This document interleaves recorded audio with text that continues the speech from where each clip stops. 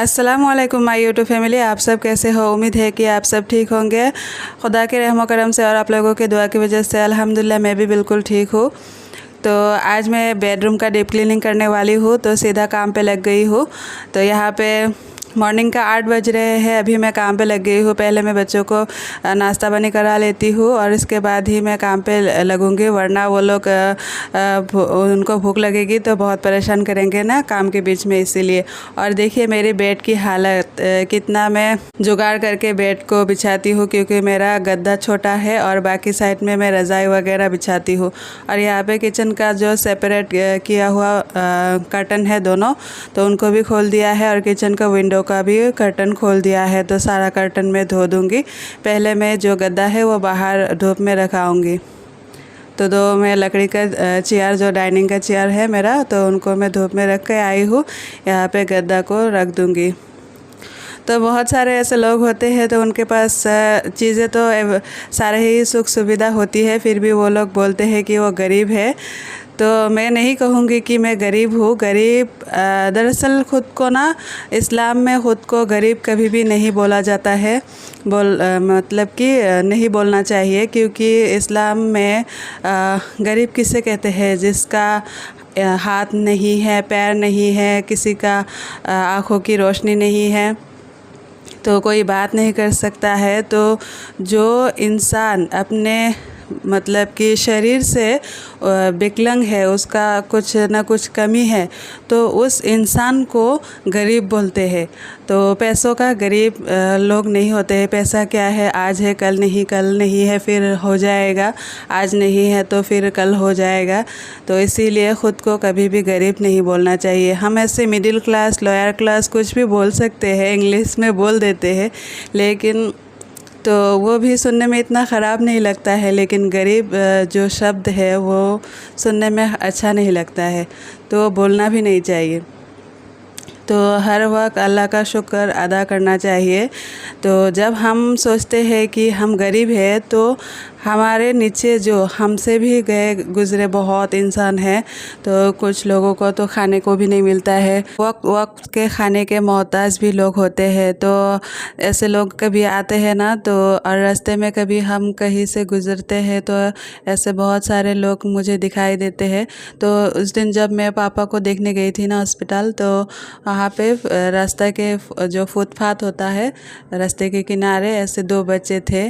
तो छोटे छोटे थे। एक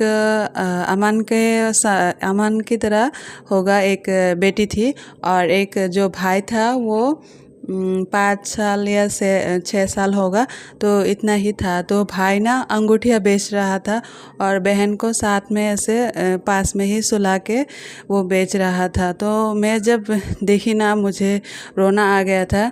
वैसे भी मैं पापा को देखकर आ रही थी, तो वहाँ पे मुझे हस्बैंड खड़ा करके, थोड़ा सा उनका काम था, तो वो एक शॉप में गए थे, तो उधर मैं खड़ी थी। तो दोनों बच्चों को ऐसे देख रही थी, मक्खियाँ ऐसे बॉडी पे पड़ रही थी, और वो बच्ची ना सिर्फ एक पैंट पहनी हुई थी, और जो भाई था वो भी एक पैंट ही पहना हुआ था, ऊपर उनका कुछ भी कपड़े भी नहीं थे। तो इस उम्र में बच्चे ऐसे भाई बहन मारा मारी करते हैं, झगड़ा करते हैं, खेलते कूदते हैं। लेकिन देखिए इतना छोटा सा लड़का, वो ऐसा दुकान मतलब कि एक बेडशीट बिछाया हुआ था, उसमें कुछ ऐसे अंगूठी वगैरह जो ऐसे होते हैं ना, तांबा का और पीतल का, ये सब, तो वो अंगूठी बेच रहा था। उसको ना सब अंगूठियों का दाम भी सही से वो कस्टमर को बोल भी रहा था, और इतनी छोटी सी उम्र में वो मतलब इतना मैच्योर था ना, और अपनी बहन के भी देखभाल कर रहा था। तो देख के मुझे इतना दुख हुआ। तो गरीब, तो ऐसे लोगों को गरीब कहते हैं ना। तो हम तो अल्लाह के शुक्र है कि हम बहुत अच्छे हैं, खा रहे हैं, पी रहे हैं, घर में है, गर्मी लग रही है तो पंखा चला रहे हैं, ठंडी लग रही है तो कंबल ब्लैंकेट ओढ़ के सो रहे हैं। तो कुछ कुछ लोग ऐसे रास्ते में रहते हैं तो उनके पास ब्लैंकेट भी नहीं होता है। ठंडी के मौसम में ऐसे बहुत सारे लोग ऐसे फुटपाथ पे रहते हैं ना, जिनके पास ब्लैंकेट भी नहीं होता है, तो वो ऐसे ही ठंडी में बाहर ही सो जाते हैं, ना उनका घर होता है ना पहनने को कुछ होता है। तो जब हम उन लोगों के तरफ देखेंगे ना और उनकी बात सोचेंगे तो हमें ऐसा लगेगा कि हम बहुत अमीर हैं, अल्लाह ने हमें बहुत दिया है, हमें और कुछ भी नहीं चाहिए। और मैं हमेशा ही ऐसे सोचती हूँ, कभी भी अगर मुझे कुछ ज़रूरत की चीज़ें नहीं मिलती है, मैं कुछ प्रॉब्लम में रहती हूँ, कुछ ऐसे तंगी में रहती हूँ, तब मैं उन लोगों के बारे में सोचती हूँ। तो मुझे ना अपनी जो चीज़ चाहिए होती है, मैं जो तकलीफ़ में होती हूँ ना, वो मैं भूल जाती हूँ और सोचती हूँ कि छोड़ो अभी नहीं चाहिए, मैं बाद में ले लूँगी। तो इस तरह से मैं अपने मन को शांति दे देती हूँ। तो इसीलिए हमें ना हर वक्त अल्लाह का शुक्र अदा करना चाहिए। हमें जिस हालत में अल्लाह ने रखा है, बहुत बहुत शुक्रिया अल्लाह का। और पैसों का, धन दौलत का क्या ही करेंगे हम। अभी ना जब मैं पापा से मिलने गई थी ना, तो उस दिन तो उनकी आवाज़ ही नहीं निकल रही थी। तो बाद में उन्होंने जब उनकी थोड़ी सी आवाज़ आई, मैं चली आई थी, तो उसका नेक्स्ट दिन वो बात कर रहे थे। तो वो फ़ोन में मुझे बता रहे थे कि मौत किसे कहते हैं। मैंने मौत का मतलब कि मौत का दरवाज़ा छू के मैं वापस आ गया हूँ। अभी मुझे पता हो गया है कि मौत किसे कहते हैं। तो देखिए, अगर पैसा, आपके पास बहुत सारा पैसा हो, ज़मीन हो, एकदम आलीशान घर हो, लेकिन मौत ऐसी चीज़ है जो आपको कुछ भी पैसा वगैरह आप खर्चा करोगे फिर भी आप नहीं बचोगे और बच नहीं सकोगे पैसे से और आपके धन दौलत से। तो एक बार आप मौत की चिंता भी दिन में ना एक बार, हर रोज़ मौत का एक बार ख्याल मन में ज़रूर लाना चाहिए। तो कभी कभी हमारे दिल में ऐसे अहंकार, तकब्बुर आ जाता है ना, तो उस तकब्बुर को ना लाने के लिए एक बार अगर हम मौत का ख़्याल लाए तो देखना कि हम सोचेंगे ये दुनिया क्या है, ये दुनिया की धन दौलत ये कुछ भी नहीं है, हमें जाना पड़ेगा, सब कुछ छोड़कर हमें कुछ भी नहीं चाहिए। तो हर रोज़ एक बार, कम से कम एक बार हमें मौत का ख़्याल ज़रूर लाना चाहिए। और यहाँ पे आप लोगों के साथ बात करते करते मेरा घर को जो मकड़ा का जाला वगैरह है वो साफ़ हो गया है। अभी ये जो सूटकेस बोलते हैं हम, तो ये मुझे शादी में मिला था जहेज़ में। तो इसी में मेरे जो शादी का कपड़ा इसमें भर के दिया था, तो इसको मैं बहुत संभाल के रखती हूँ। तो इतने सालों बाद भी मैं इसको पोंछ के अच्छे से ऊपर ऐसे अलमारी के ऊपर रख दिया है। तो अभी ना ऐसा जो सूटकेस है ये अभी चलता नहीं है, अभी ख़रीदने को भी नहीं मिलता है। आजकल तो बहुत अच्छे ऐसे लगेज वगैरह निकले हैं ना, तो फिर भी मैंने इसको संभाल के रख दिया है, शादी की निशानी है। तो अभी घर को भी मैं झाड़ू लगा रही हूँ और उसके बाद मैं पोछा भी लगा लूँगी।